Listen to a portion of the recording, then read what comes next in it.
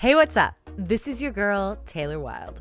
Welcome back to Wilde On Season 4, the podcast where you get the insider's view of the weird, wonderful, wild world of wrestling on Wednesdays. Whether you enjoy listening to podcasts or watching them, the Wilde On team has got you covered. Head on over to the Wilde On YouTube channel, hit subscribe so you never miss the Wilde On content that we bring to you every Wednesday when we get Wilde On Wednesdays. And Wilde On is available on every major podcast platform or wherever you listen to podcasts. Today's guest has a decorated career on the independents, but she most recently has stepped into her feminine power when she brought a beautiful baby into the world and became a mother. Daddy is also a legendary independent professional wrestler, so this youngin' is destined for greatness. Her spicy OF account is also climbing the charts. Make that milk money, girl. Ladies and gentlemen, my girl, Aria Blake. So let's get straight into it. You're a mama now. I am, yes. Baby girl, baby boy?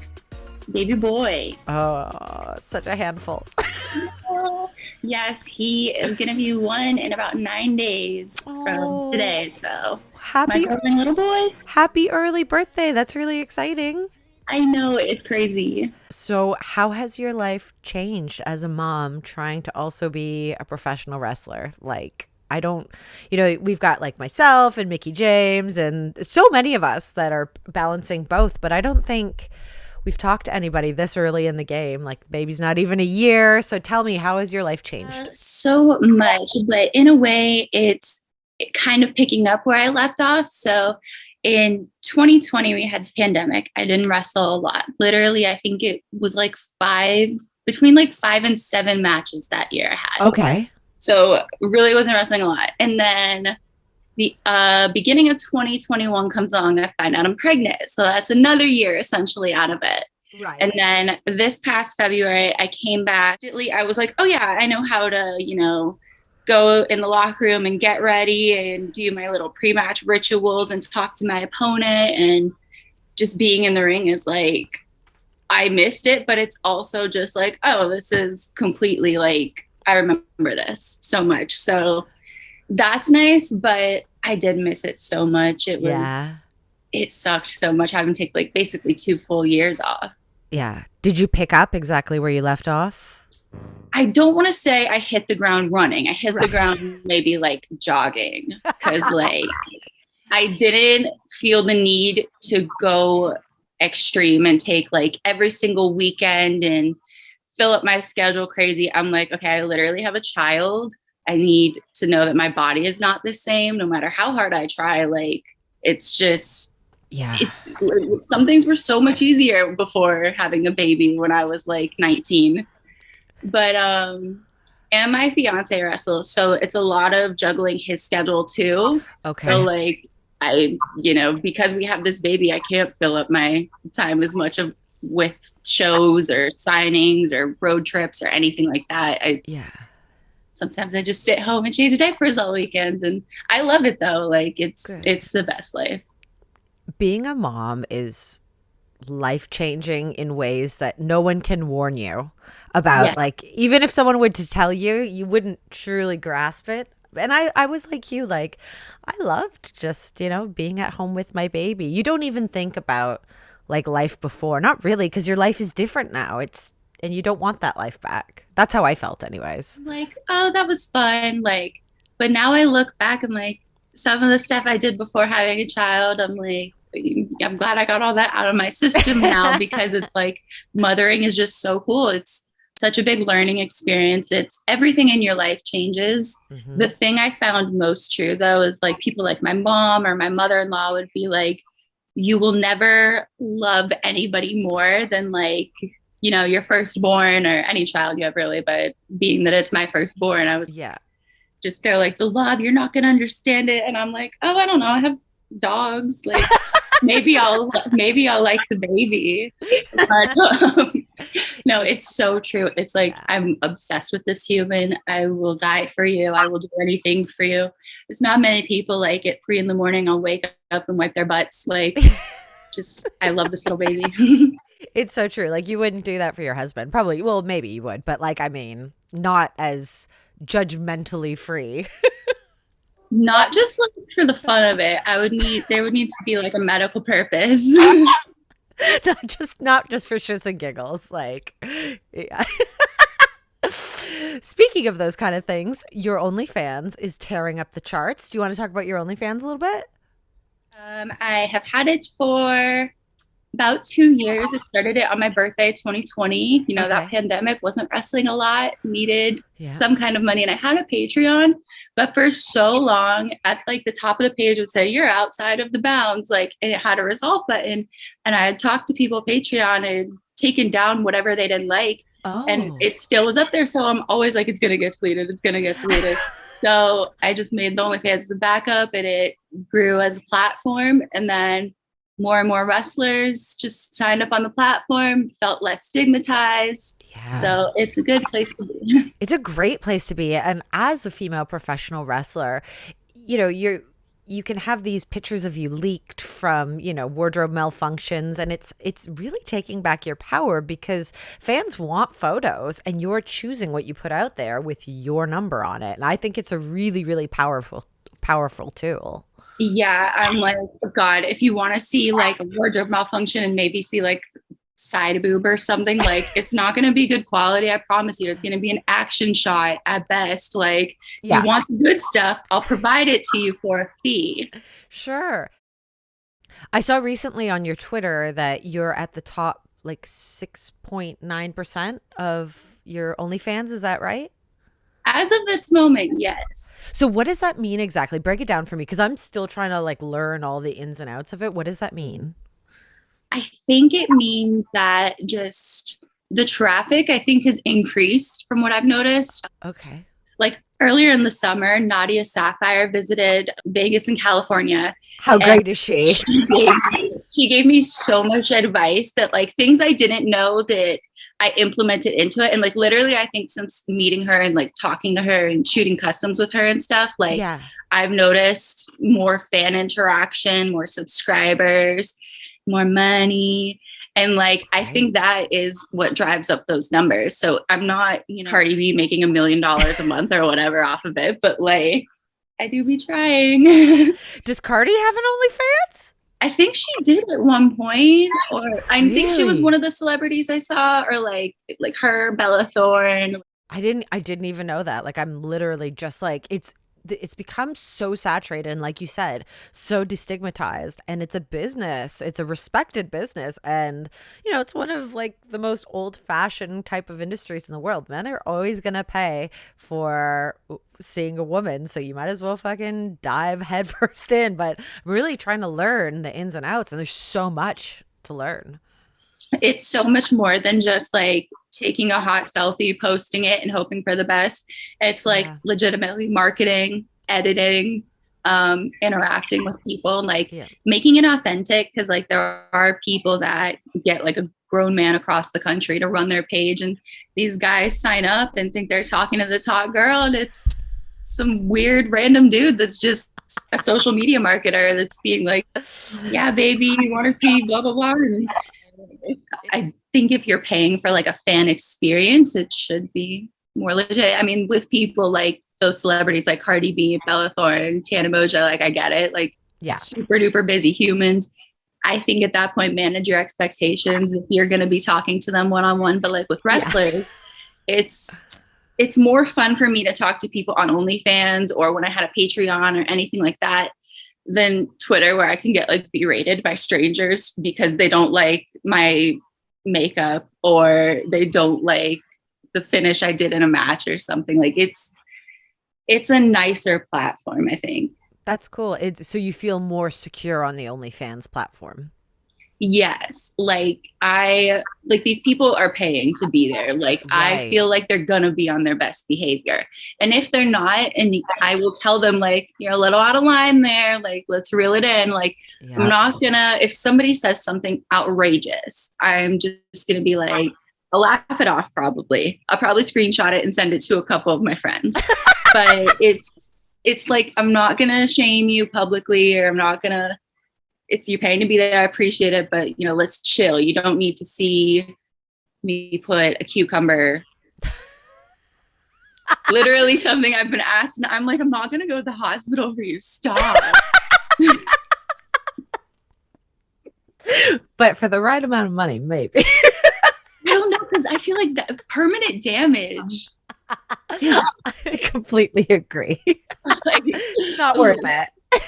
like, I don't know, I'll step on it, but So let's talk about Aria Blake as a human being away from wrestling. Let's get into the weird nitty gritties that no one would know. Do you have a phobia? Not a strange phobia, just a phobia. the first one that comes to mind is claustrophobia. Okay, that's interesting. So do you find that comes into matches? Like if you're in holds or anything like that, do you feel claustrophobic? Sometimes, yes. Like if anything is super duper tight, like on my throat, especially, then I have to dig in as much as I can. Or even if gear is like too tight around like this rib area. Oh, interesting. I'm so claustrophobic, and I don't know if it's hereditary. I know like one of my grandmothers is very claustrophobic. And when I was maybe like 6, Yeah. I went to Adventure Island in Tampa, and there's this corkscrew type of purple dark slide. So it was covered fully. It's a tube. Okay. And it was skinny, and like I was a small child, but I'm Yeah. still like this, like going in a dark water slide. I'm like, what if it stops and there's somebody and we get locked up or backed up and like water, and just I think that's where it developed, was that experience. That makes sense. Ever since, I've been like, I don't like tight spaces. So if you were not a professional wrestler and a spicy content maker, what would your dream career be? Or did you have a career pre-wrestling? I started wrestling when I was 19. So my jobs before that were a lot of just like customer service. Like I worked at Sephora, Starbucks, places like that. I went to college, graduated 2017 with a BA in mass comm, like journalism stuff. Okay. And I had a few jobs in that field, but it kind of, for me at least, turned more into social media marketing. And it's not like, my dream job, but it's what I am educated in. But I guess like a dream job for me would be something creative, like makeup artistry, or being like trained in like hair, something like that. I like that. But I feel like that degree in media marketing is totally translatable to wrestling, because so much of your career is online now. Have you been able to implement those skills? I think so. I think learning a lot about like niche things in marketing that most wrestlers have no idea, like search engine optimization. I know how to write a caption that, if I'm promoting a show, might pop up more than if I was just like, check out this show. Like, I know how to kind of phrase it in ways that will pop up in like keyword searches. Like that's something I learned in one of my marketing jobs. So tell me about that, because I'm fascinated by all the ins and outs of like tripping the algorithms and stuff like that. So shed some light. The geekery of social media. So like it's a lot of just thinking keywords that people would type in if they're searching for something, or if it would pop up in like an article. Like when I was doing one of my marketing jobs, I represented a nonprofit in Oklahoma that helped adults with special needs disabilities. And some of their projects would be like they had a community garden. Okay. So in my Facebook postings for them, I would use keywords like the town that they're in. If there was a holiday coming up, I would try to tie it into even the most random kind of like niche holidays, like it's, Down syndrome awareness or autism awareness, something that was in the charity, but was also something that the community, could be like, oh, this exists in our community. Trying to find the best times to post at, like looking at analytics of traffic, like really just nerd, like number stuff. Yeah. What's the best time to post, would you say? I don't remember if it was an app or a website, but every day would have Sunday, like the peak time would be maybe like noon, or Monday it would change and be like when people get off of work, Tuesday on their lunch break. Like it was literally a graph that was like all over the place. So it varies, and It varies. And I think that there's even ways to see when your specific audience is online mostly. Like, even if you have people around the world, like, there's still a chance people are on their phone at the same time. So it's so it's so fascinating. interesting. Like, it's so much more than posting. When Oh, you get into yeah. marketing, it's like, God, this is such a deep field, and it is so new. And it's so like people think these social media influencers are just like this one trick pony kind of thing, or it's just them. Like it takes an entire team, and it is literally like multiple degrees to really get into it, and like a passion to keep on top of it, because I guess you're forever learning. For real, like, 'cause it's always changing. Like, you think you understand an algorithm, and then it's like, oh no, Facebook's changing it to this, or Yeah. Instagram doing this practice now, and you're not going to see the latest post, and you're going to see random people's stuff in your timeline, and it's so hard to keep up with sometimes, especially like when it's your professional career. But Yep. luckily there's education tools, and sometimes like the social media platforms stay consistent, Yeah. sometimes they suck, but it and is you've like always learning process. and you've got a leg up in it because you have a greater understanding than I would assume, like the general public. I hope so, yeah. I mean, I definitely would not call myself like a genius in this aspect. Absolutely not. I'm not a genius in anything, but it is what my education was focused on. Yeah. Thankfully I have that leg up, I guess. And it's weird because like applying for like, real jobs, they're like, what's your marketing experience? And I'm like, do I tell them about Aria Blake? Like, because I Why did not? manage, to grow that following and stuff. But Yeah. I'm like, I don't know if they think I'm gonna go break my neck and not be able to work for them or something. Like, Right. Yeah, it's a tricky one, isn't it? is like a double-edged sword, because I'm like, they could find, those wardrobe malfunction kind of things, and if they're open-minded and fine, whatever. Like, but it's it's like, yeah, I have an organic following. I grew it myself. Like, sometimes there's hashtag use, but a lot of time it's just wrestling fans and Yep. being tagged in the right things and promoting yourself. And I don't know. It's not like I have like, my own clothing brand where I'm like, yeah, I built this up from nothing to a million followers. Maybe one day. I don't know. I think there's definitely merit in it, but I understand your apprehension because people who don't know wrestling could potentially still attach a negative connotation because it is a sexualized thing. However, it's 2022, and I feel like that discriminatory behavior is like definitely being phased out. But I'd understand like treading lightly because you don't know. You don't want that to be your bias. Right. I'm like, I don't know if you're gonna like, hate wrestling, you're a wrestling fan, maybe you're a stalker of some Yeah. sort. I don't know. Like, it's like that. It's almost like being Hannah Montana in a way. Yeah.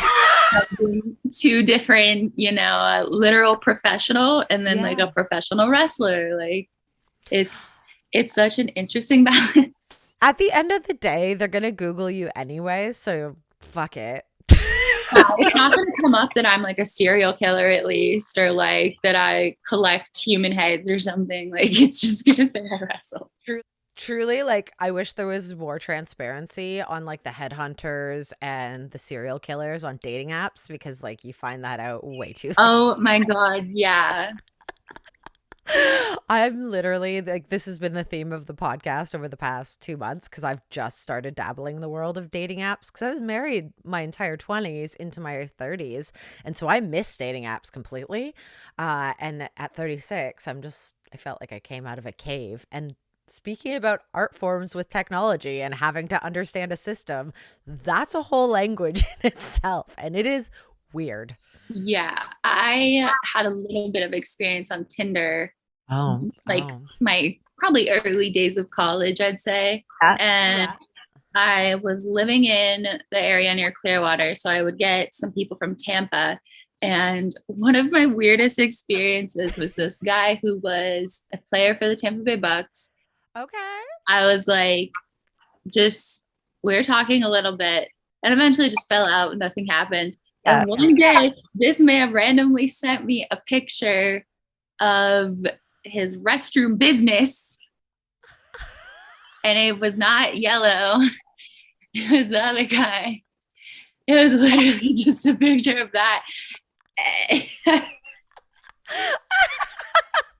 So that's like the worst experience I had on like an app. Thank God it wasn't anything in person. Like, there's the unsolicited dick pic, but an unsolicited dookie? Like, And like this man was like, a big football player. It wasn't like a little baby business. It was a grown ass man's like meeting in the toilet. Like, holy, there was a lot of protein supplementation is where we're going with this, yeah? see that ever. Eh. What? I don't know. It was horrible. Put yourself in his shoes. Like, what? I'm trying. What was he trying to elicit? Was it the adverse reaction, or was he like? Was it meant for me? Was it meant for a doctor? Like, I don't know. It was crazy.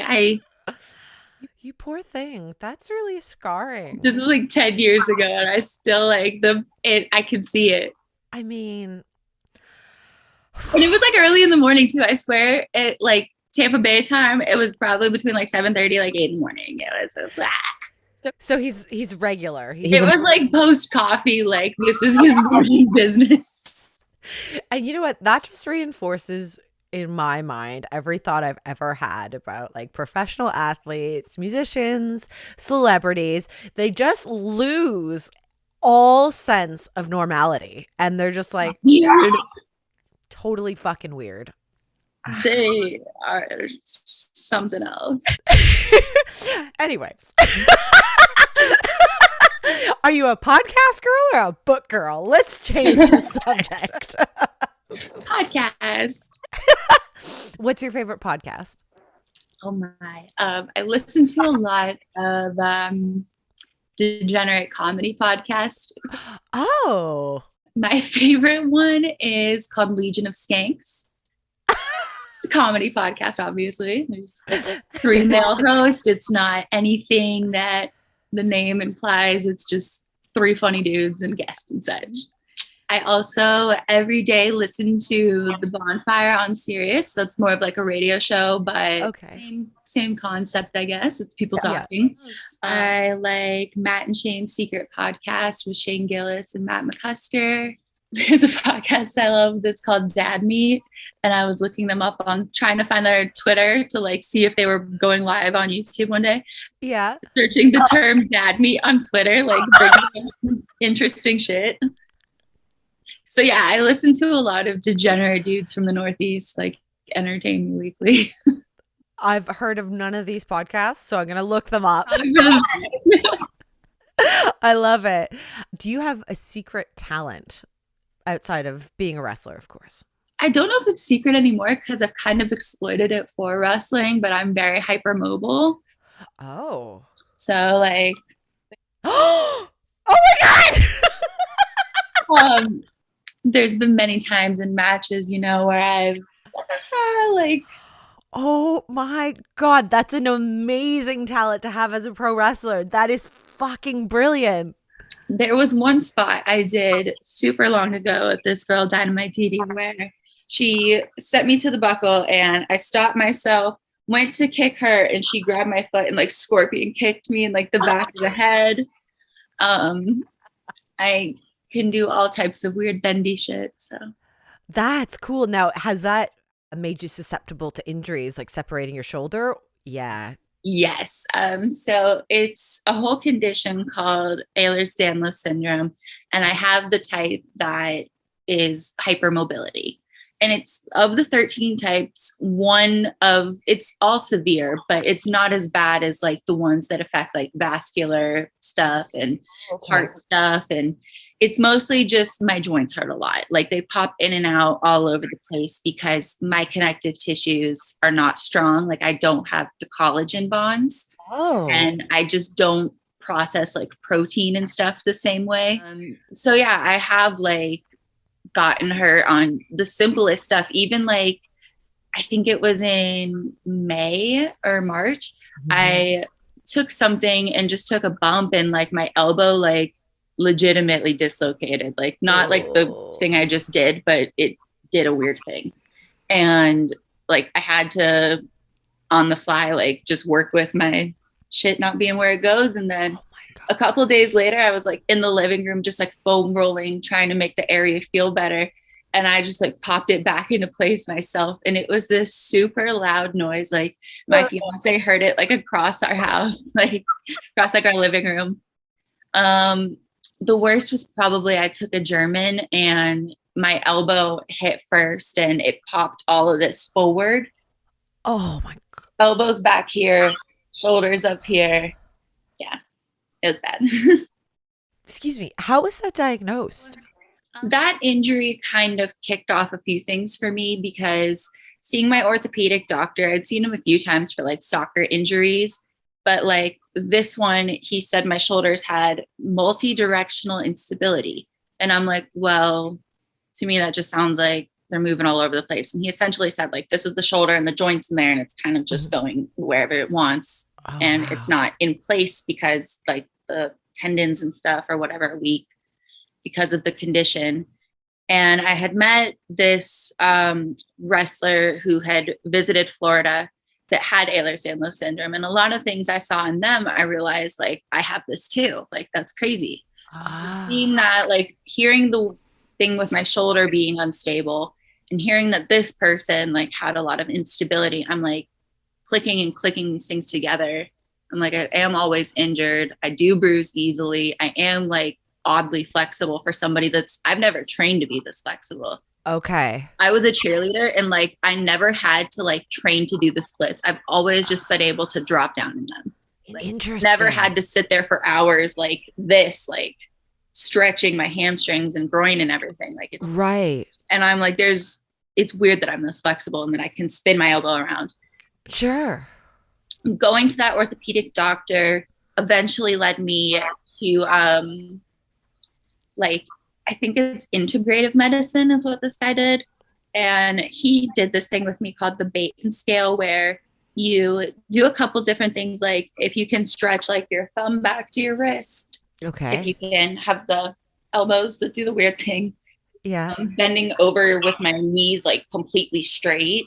Okay. Being able to touch the floor flat, like a bunch of crazy things that most people shouldn't be able to do, but I can. After that, he was like, oh yeah, you definitely have it. And I was like, all right, it's good to at least like put words to what I feel like I've been struggling with my whole life.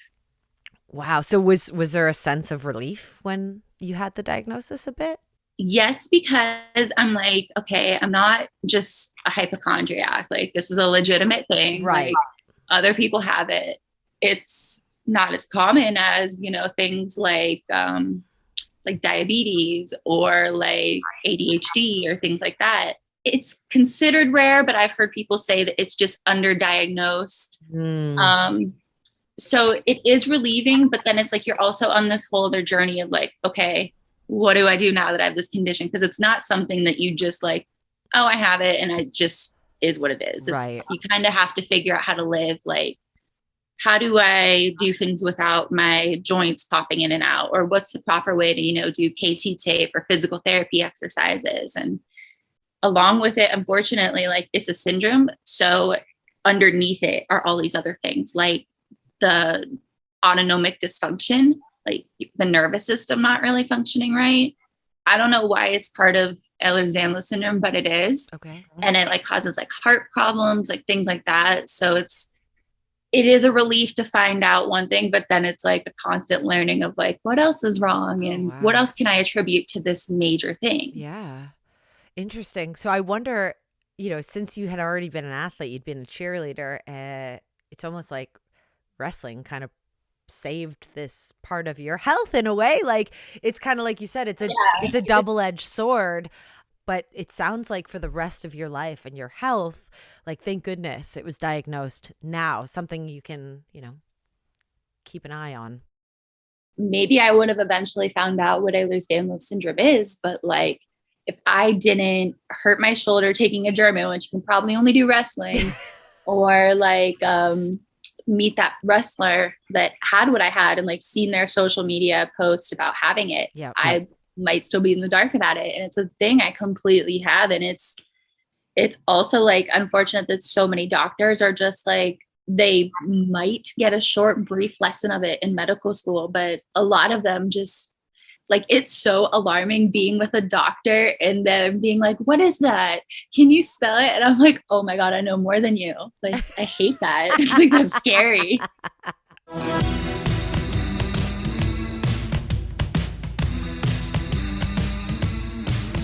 Let's change gears and wrap this up and do my top 10 tailor-made questions. It's kind of a speed round, but don't feel rushed in your answers. Are you ready?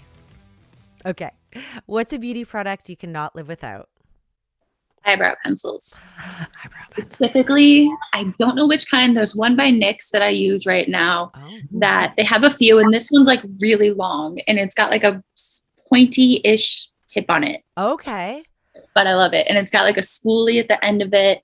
So I use that on like my lashes and to brush things, and it's great. I'm a slave to the NYX brand too because it's so cheap and it's good. It's good. What is your favorite exercise? Hip thrust. Yes, build that booty, girl. Love them. What is your biggest pet peeve? Slowness, which I think can apply to like slow walkers, slow drivers, slow talkers. That's a good one. All encompassing. All encompassing, just speed it up. Who is your celebrity crush? Pete Davidson. Ooh, good one. So how do we feel about him splitting with Kim? And he's like all torn up. I liked them together. I thought it was good for her to be with someone silly and like, I don't know if that family's the best for him, perhaps. True. Because I'm like an OG Pete fan since like he was on Guy Code and stuff. Like way back in like 2013 when he first popped up on like MTV. Yeah. I love Peter Davidson. I've thought they were really going to stand the test of time because he is so different. But I think Kanye won, like with all his craziness. I think Pete was probably like, fuck this. He out crazied him. Yeah. And Kanye's the dad, so he's never gonna go away. That is, yeah. Like you're as much as you like, try to ban them from birthday parties and shit, he's still gonna pop up. And it's Kanye West, like fuck. Like, it's a really shit baby daddy to have to deal with. God, yeah. Who is your favorite band or artist? All Time Low is my favorite band. All Time Low. So you're a pop punk girl? Absolutely. Do you have a secret vice like drinking a glass of wine in the shower? No, but that sounds like a good one. I'm trying to think of the best way to phrase this. Yeah. Plant-based medicine. Legal here, girl. We're all about it. What wrestler has the best entrance music? Ooh, of all time, Lita's is probably my favorite. That's a good one. Good one. What is your drink of choice? Doesn't have to be alcoholic. Monster Zero Sugar, the white can. Oh, so specific. I also like that one. Being so specific, that's my go-to. It's good. What has been your most embarrassing moment in the ring? Oh God. So many. There was one time I was wrestling Catalina Perez in Alabama. Yep. And my shorts were not like the band or whatever in them like had ripped. So I'm like picking them up like the whole time and like my ass is out. Thankfully it was like a crowd of 5 people maybe. Beautiful. But it was just, they got a show. Oh no. Where can our listeners find you on the interwebs? What are your social media handles, your OnlyFans, anything you want to promote? OnlyFans.com/Aria Blake official. My Twitter is I am Arya Blake. And then Instagram is the Aria Blake. Beautiful. Okay, last one. Finish this lyric. Say it ain't so, I will not go. Turn the lights off. Carry me home. Na, na, na, na, na. Awesome. Well done, my friend. I love it. It's so great finally meeting Arya Blake after she's had her beautiful baby boy, and her professional wrestling partner are raising a little superstar of the future. And I don't know about you guys, but I knew nothing about the fact that she had a condition, and it was basically pro wrestling that unveiled this condition and something, you know, she now has to manage for the rest of her life. As always, with Wilde On, you always get something a little bit different than you get from any other professional wrestling podcast out there today. I hope you enjoy our weekly content when we get Wilde on Wednesdays. I could not get Wilde on Wednesdays without my badass punk rock girl band, the Wilde On team. Right hand, queen, editor and producer, Rochelle Douris, the woman that does all the things marketing and interwebs, Madison Gulshani, and our sweet baby angel of all the things that we need help with, that we can't manage, and she sings the Wilde On theme song, my entrance music, Sam Smith. For all our technological emergencies, we have our homeboy from Superkick Studios in Toronto, our sound engineer, Mateo Sessa. Thank you. I love you guys. And until next week, keep calm and wild.